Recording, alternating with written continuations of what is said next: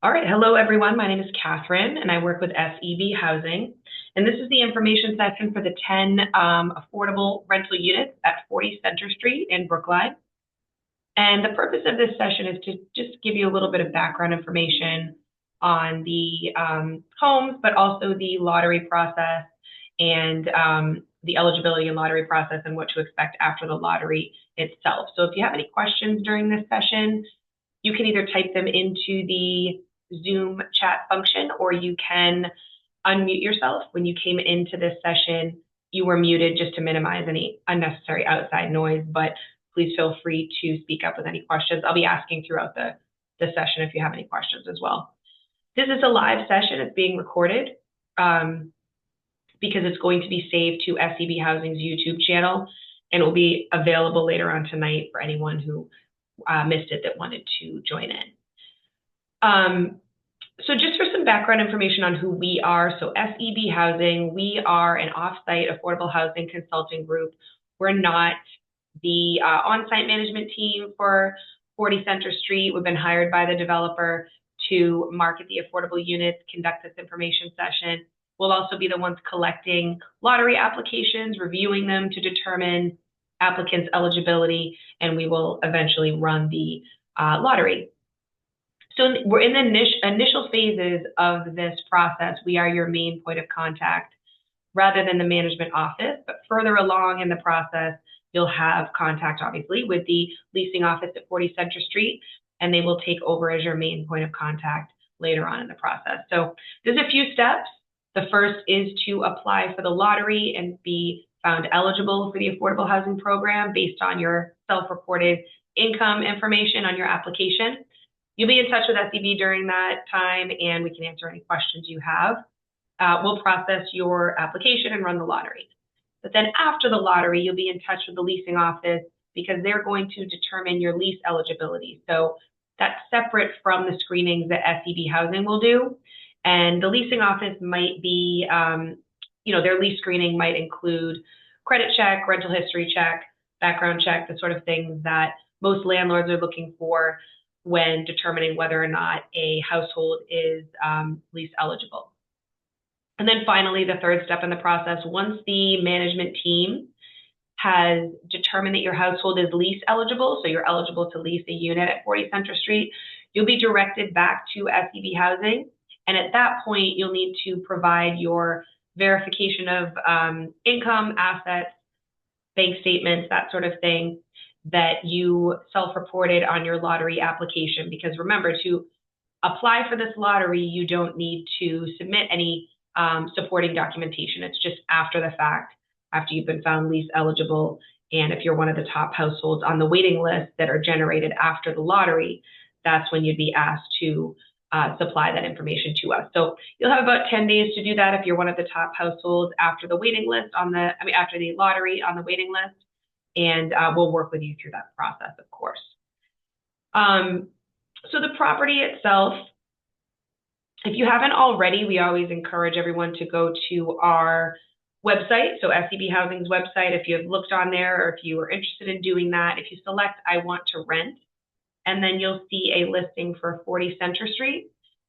If you click on that, you'll be taken to a page specific to this property with downloadable versions of the application and information packet, as well as a QR code. I'm going to flip back to that slide here. So this is the QR code for the online application. Sorry, not the QR code, but this is the link to the online application. There is a QR code as well on our website and on the paper application. We encourage you to complete your lottery application online. If you're able to do that, it is the quickest way to ensure that your application is received. Excuse me. Once you've submitted your online application, you'll receive an instantaneous confirmation email. If for any reason the online application isn't an option for you, you can feel free to download the lottery application from our website or request a paper copy to complete from us.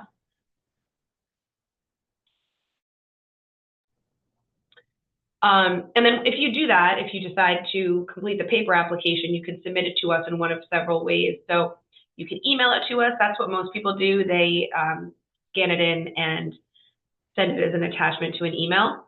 You can also fax it. There's a fax number on the first page of the application. You can send it by regular mail, or if you're in the Needham area, that's where our physical office is located, and you can drop it in our secure drop box at 257 Hillside Ave in Needham. Whichever one of those options works best for you. But again, we do encourage you to get just to submit the online application if you can. It's a fairly brief application. Like I said, you don't need to submit any supporting information to get into the lottery. Applications are due by May 16th. It says at 2 p.m., and that's because the online application will shut down after 2 p.m. on May 16th. So you want to make sure you complete that before that time. You don't need to be a resident of Brookline to apply for this lottery. There are going to be several units who have local preference, which I'll talk about in a few more minutes, but it should not deter you from applying if you do not already live in Brookline. It is anticipated that the first affordable units at 40 Center Street will be available for occupancy soon after the lottery and all of your required applicant screening, so sometime in May. That's what we've been told by the management team. And so a little bit more about, if you haven't read the information packet yet, the property itself, so 40 Center Street, it's going to be a 40-unit luxury rental property located in Coolidge Corner. It's going to have studio, 1-bedroom, 2-bedroom, and 3-bedroom apartments. It's going to include a workout center, an outdoor deck, indoor bike storage, if anyone needs it, and obviously close to all of the action in Coolidge Corner, restaurants, shopping, close to hospitals and things like that. 10 of the units at the property are going to be made available to households earning no more than 80% of the area median income for Brookline, Boston. And that's what this lottery is for, so the 10 units. Heating, cooking, hot water, electricity, water and sewer, all the utilities are paid by the owner, which is rare. So that's great to, a great added amenity for anyone renting there. Pets are permitted, subject to some restrictions. All units do have a washer and dryer. There are only going to be 5 parking spaces at the property. They'll be made available first come, first serve for $325 a month.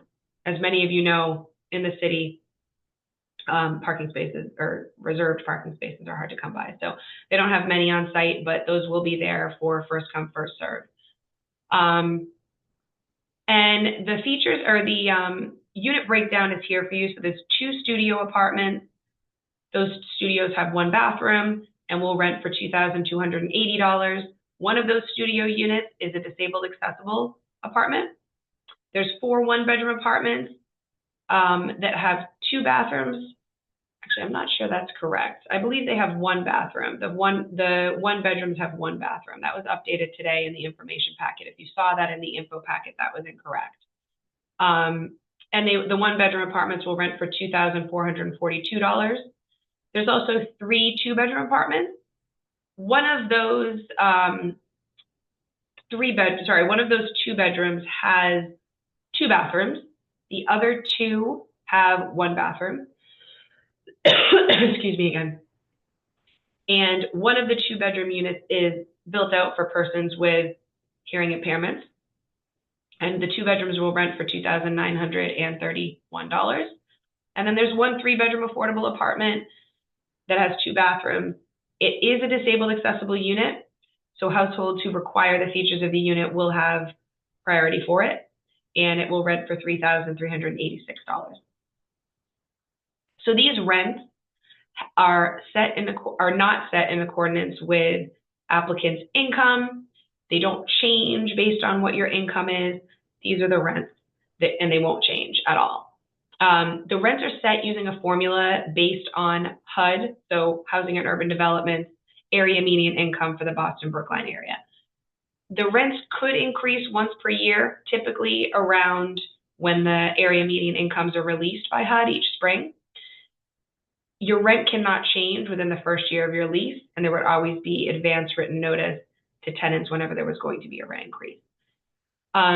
The affordable units at the property have been selected by the owner and approved by Mass Housing as being representative of the units at the building as a whole. So what I mean by that is they're not the smallest units, they're not all clustered in one location in the building, they're not identifiable as affordable units in any way to anyone who's just kind of walking by. So I covered a lot of logistical information, just a basic overview as well. If you have any questions, just a reminder, let me know. I'm going to move on next to the eligibility requirements for the affordable housing program.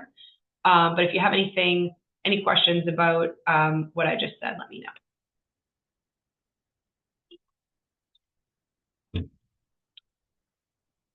All right, so the eligibility requirements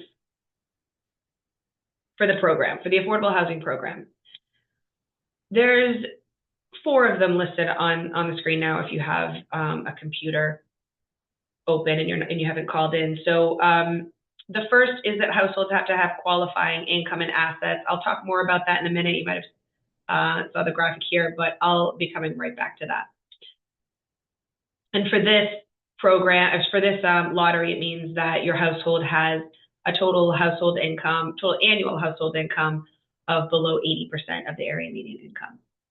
The second eligibility requirement is that households can't own a home right now before you move in. So if you own a home now, it would need to be sold prior to leasing an affordable apartment at 40 Center Street. And then also what you want to keep in mind for eligibility purposes is that household priority on the waiting list after the lottery will be given based on household composition. So generally, that's going to mean that larger households have priority for larger units. Also, for this lottery, you want to keep in mind that 1-person households can't apply for 2-bedroom units, and 2-person households can't apply for 3-bedroom units unless the household has a household member with a disability that requires an extra bedroom. And then it doesn't come up often, but households can't have financial interest in the development or be considered a related party. And what a related party means in this program is just you can't work for the developer or the management company. You wouldn't be eligible for the lottery if you did. So the first eligibility criteria, income and assets. So income limits are listed on your screen here. So if you're a 1-person household, if you have a total household income that exceeds $92,650, you won't be eligible for the lottery. And then the incomes increase by household size, as you can see here. The maximum income limits are set by household size, like I said, and it includes everyone who'll be living in the apartment with you. How we count your income, I'm going to talk about a little bit, even though you don't need to submit supporting documentation at this point. I still want to make sure that everybody has an idea of how your income will be calculated. If you're approved for this lottery, you'll be given a documentation requirements guide, which is it's basically a packet that is just meant to kind of give you a heads up of what type of documentation we will need from you if you are invited forward after the lottery and after your lease screening. So how many pay stubs we'll need from you and that sort of thing. So that'll be sent to you with an email letting you know that you have been approved for the lottery. So you want to hold on to that just to have an idea of what you'll need to submit later on. So just a basic overview of how your income will be counted. So this affordable housing program requires that we count your income as a projection of what your income might be for the next 12 months for all household members. That includes, bonuses, overtime, that sort of thing. The only exceptions are if you have a minor in your household, so anyone under the age of 18 who's earning a wage, we're not going to count their wage income. And then kind of along the same lines, if you have a dependent full-time student who's working and earning a wage, so maybe a college student living with you, one of your children who's in college, we would only include $480 of their wage when we're determining your eligibility, your income for your eligibility purposes. It is gross income that we're required to count. So that's the amount we make before taxes, although most of us are not taking home the full amount of your salary. It is gross income that we need to count. And then how we calculate your income isn't the same for everyone. So everyone's income circumstances are unique. Some people are taking home a very steady paycheck every week. Some people are working seasonally, some people are self-employed. So we do need to look back for about 12 months or not for 12 months, but we need to look back further into the past if you're self-employed, for example, or maybe you're working per diem, to be able to anticipate what your income will be for the next 12 months. And then specifically for applicants who are self-employed, you will need to complete a profit and loss statement showing your business expenses. So just keep that in mind. We have a sample profit and loss statement for you as well. In general, any income that you have been making, we're going to have to assume that you're going to continue making it going forward, unless we have definitive documentation stating that you're no longer earning that wage, for example. Maybe you switched jobs, but your tax returns are saying you had 2 jobs last year. We would need just something from that previous employer, for example. So when you're filling out your application, if you're filling it out online or if you're filling it out by paper, just make sure that you're listing all of your income, all of your household income. So not just wages, but if there's anyone in your household who has Social Security benefits or a pension, unemployment benefits, that sort of thing, just make sure that that is all accounted for. So there's no minimum income requirements for this affordable housing program. However, as you can see on your screen, most management teams, including the team at 40 Centre Street, want to be sure that all tenants can afford the rent, regardless of whether or not they're renting a affordable or a market rate apartment. So this management company has set a minimum household income equivalent to 2.5 times the monthly rent. These amounts are also listed in the information packet, but as you can see here, if you're looking to rent say you're a 1-person household and you're looking to rent a 1-bedroom apartment, your income would need to be above about $73,000 and below $92,650 for you to be eligible for this lottery. It says approximate minimum incomes because ultimately it is the leasing office's decision whether or not they're going to approve you for their leasing requirements. So what I mean by that is basically these maximum income limits are set in stone. Those are program requirements. The approximate minimum income amounts have a little bit more wiggle room. Maybe an applicant has a lot of assets that they're able to draw from to pay the rent. The leasing office would be able to kind of take that into consideration. The only exception to the minimum income amount is households who have a voucher. So if you have a mobile housing voucher like Section 8 or MRVP, you can disregard those minimum income amounts because they're not going to apply to your household, because the housing agency who is administering your voucher is obviously going to be picking up a percentage of your rent each month. There is no asset limit for rental opportunities. You can have a significant amount of assets. Maybe you're retired, you have a significant amount of assets, that's fine. We do, even though there is no limit, we do still need to collect information related to your assets, like bank statements and that sort of thing. And that's because if income is being generated from your assets, we need to count that income towards your total household income when determining your eligibility. So when you're writing down your assets on your application, just make sure that you're not just thinking of, checking and savings accounts, but also the net cash value of your 401k if you have one, anything that's sitting in a Venmo or PayPal account, stocks, bonds, that sort of thing. Just make sure to write all that down. And then, as I mentioned earlier, if you're interested, you should apply as early as possible to get the process started. We want to mention too that you can apply for more than one unit size. So if you think you're interested in both a 2-bedroom and a 3-bedroom, for example, you should indicate that on your application. There's no downside to applying for more than one unit size, but there is a potential downside if you only list on your application that you are interested in a 2-bedroom, but then you may have actually been interested in both a 2 and a 3. And the downside would be that if you decide later that you want to be on the waiting list for a different bedroom size, you're going to be at the bottom of that waiting list. And we do expect that there's going to be a lot of interest in these units. So a question came in here, is the minimum income and asset also based on the gross amount? That's a good question. That will be up to the leasing office, but I've never had that question before. I would assume it will be kind of up to their interpretation. I'll check on that for future reference, but I don't think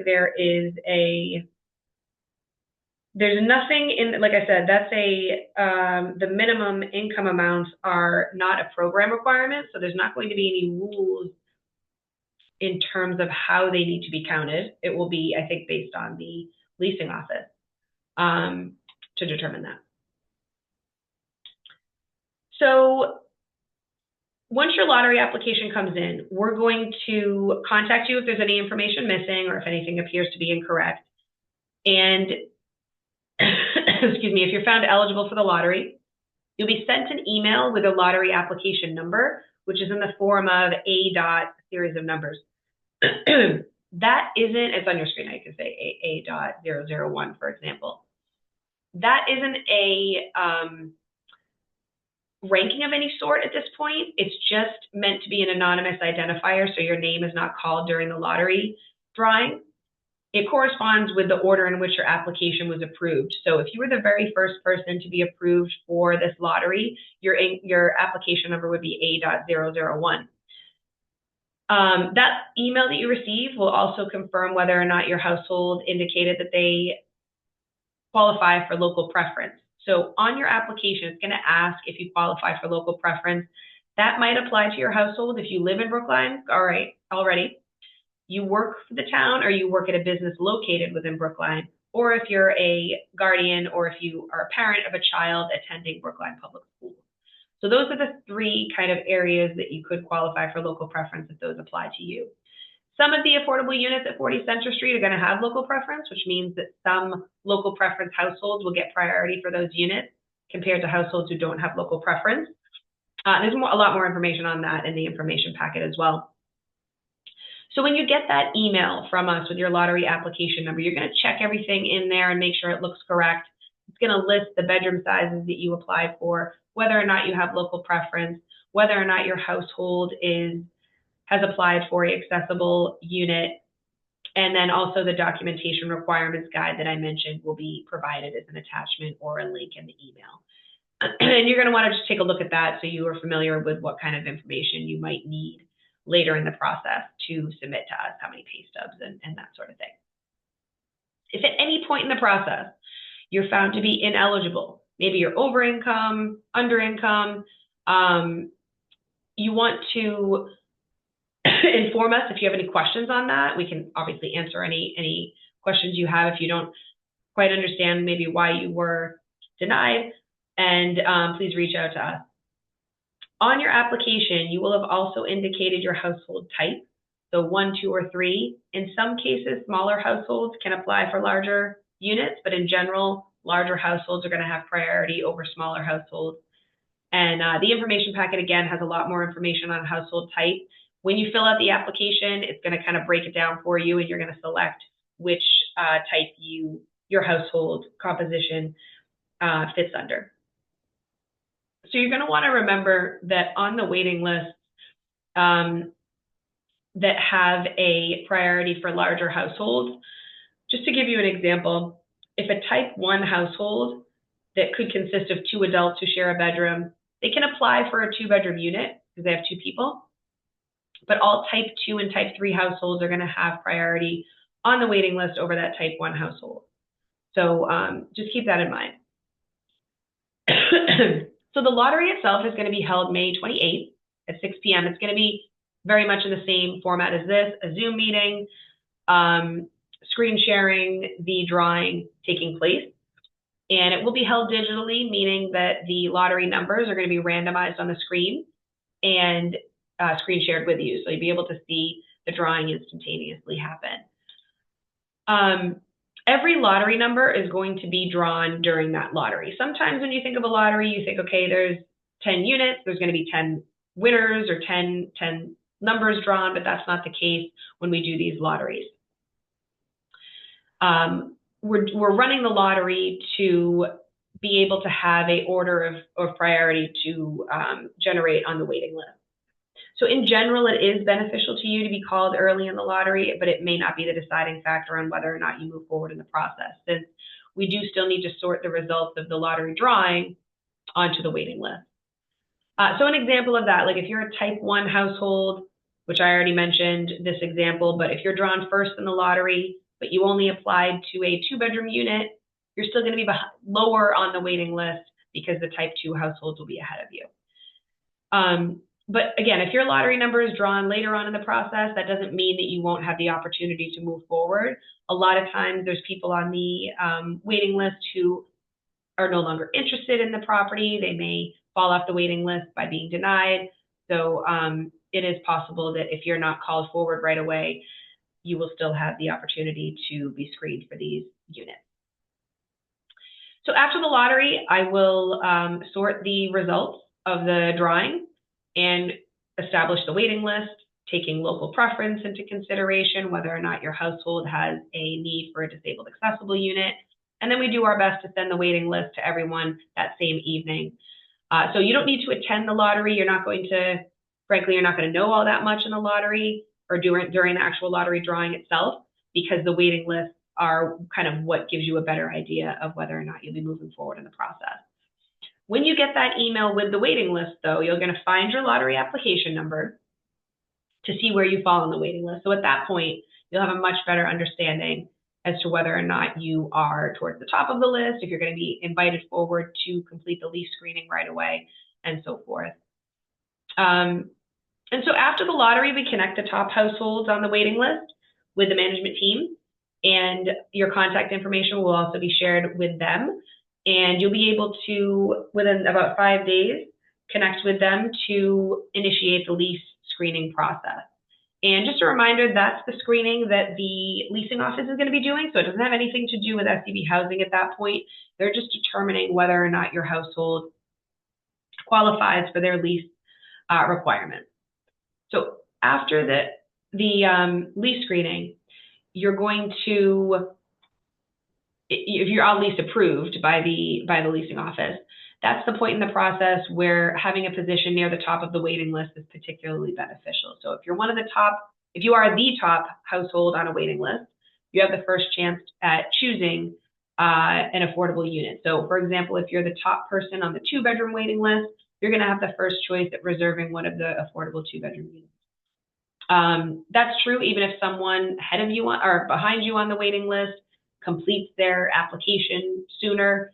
The order of the waiting list still needs to be honored in that case. So once the first person on the waiting list that was approved has selected an apartment, the second person on the waiting list moves on and is able to tour and select an apartment. Once you've reserved an affordable unit, the leasing office is going to notify us at SCB Housing, and we'll contact you to coordinate your submission then, again, of the verifying information that we'll need. So your income, asset, tax documentation, all of that needs to come to SCB Housing for your program eligibility screening. You have about 10 days to complete that process with us, but it's likely that if you don't have everything into us on the first try, we'll just send you a incomplete notice and work with you until we do have a completed application. I say that because there's just a lot of information that is required. So don't worry about it if you don't have everything in on the first try. We'll make sure that we get a completed application from you. Once you are leased, you are done with income screenings until your lease renewal date, which usually you have to recertify if you're renting an affordable apartment about 3 or 4 months before your lease renewal date. The leasing office at 40 Center Street will reach out to you to ask you to supply information confirming your eligibility for the affordable housing program. And so we always just recommend that households that are living in affordable units have, just easy access to their pay stubs and things like that, their tax returns, so they're able to supply that if they need to. And if you're at your lease renewal, if your income has increased beyond the 80% of AMI, that's fine. Households remain eligible for the affordable rent, as long as the household income doesn't exceed 140% of that year's area median income. So as an example of that, and this is in the information packet as well, you would qualify as a two-person household for this lottery if your household income was at or below $105,850. That same family next year could make up to $148,190 at the time of their recertification, and they would still remain eligible to rent that affordable apartment at the affordable price. So there's some wiggle room there if your income increases during your year, during your lease term. And just wanted to mention that because it is a question, obviously, that comes up quite a bit. What happens if I have more income? So that about covers everything I wanted to get through in the information packet. You can find the lottery application, like I said, on our website, or if you want to complete it online, this is the link to it. But there's also a QR code on the website. Does anyone have any other questions? If you think of anything too after tonight that maybe you didn't think of, you can always reach out to us at info@scbhousing.com. This is our phone number as well. So the application deadline again is 2 p.m. on May 16th. And we look forward to receiving your application. If you do, just to reiterate, if you do submit your application online, you're going to instantaneously get that confirmation email that we received your submission, but that's not confirming that you are in the lottery just yet. You'll get another email, more personalized email from us within a week or two once your application has been reviewed by SCB Housing. And that's the email that will have all of the information confirming you applied for a 2-bedroom, you're approved for the lottery, all that sort of thing with your application number. All right. Oh, we have one question, I think. When is the expected move-in date? So the move-in date will be established by any approved household and the leasing office. So that would be up to you to decide with the leasing office. But as far as I know, there is no delay with these apartments. So the lottery is in late May, and as long as your screenings are completed, you would be able to establish a move-in date at any day. It wouldn't need to be on the first of a month. When doing the application online, once you start the process, does it allow you to save and then come back to it before finishing it? I don't believe so. No. And it's not all that long. There's a bunch of pages to it, but if you have your, name, address, income information, asset information, and when I say information, I really just mean typing in the numbers. So if you have all that information handy, and just every household name, any relative living with you, you should be able to fill it up pretty quickly. But yeah, you can't save. Anyone else?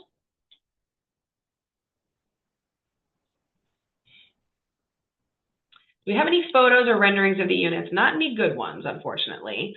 What is on our website is basically all we have. It's just a rendering of the property. It was it's what's behind here. So I don't. No, nothing of the common areas or anything. I believe I haven't been by the property, so I don't know where they are with construction, but we don't have them.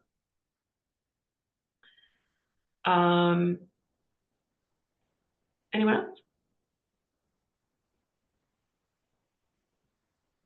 All right, we look forward to getting your applications. And again, if any questions come up after tonight, feel free to reach out to us. We're always around, and I appreciate your attendance and questions. Have a good night, everyone.